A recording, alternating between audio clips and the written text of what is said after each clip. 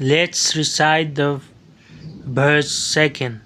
Mind precedes all knowable minds, their chief mind made are they. If with a clear, a confident mind one should either speak or act, happiness follows caused by that as one's shadow never departing.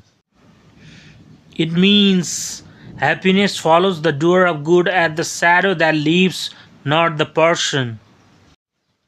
The story of Mattakundali.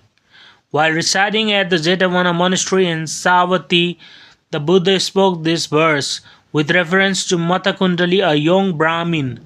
Mattakundali was a young Brahmin whose father Adinnapubbaka was very miserly and never gave anything in charity. Even the gold ornaments for his only son were made by himself to save payment for workmanship. When his son fell ill, no physician was consulted until it was too late.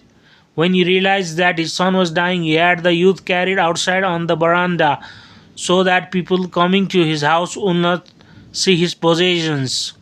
On that morning, the Buddha, arising early from his deep meditation of compassion, saw in his net of knowledge Mattakundali lying on the veranda. So, when entering Savatthi for alms food with his disciples, the Buddha stood near the door of the Brahmin Adinnapubbaka. The Buddha sent forth a ray of light to attract the attention of the youth, who was facing the interior of the house. The youth saw the Buddha, and as he was very weak, he could only profess his faith mentally, but that was enough. When he passed away with his heart in devotion to the Buddha, he was reborn in the Tavatimsa celestial world.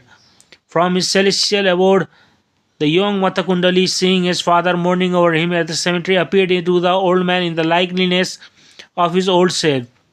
He told his father about his rebirth in the Tavatimsa world and also urged him to approach and invite the Buddha to a meal.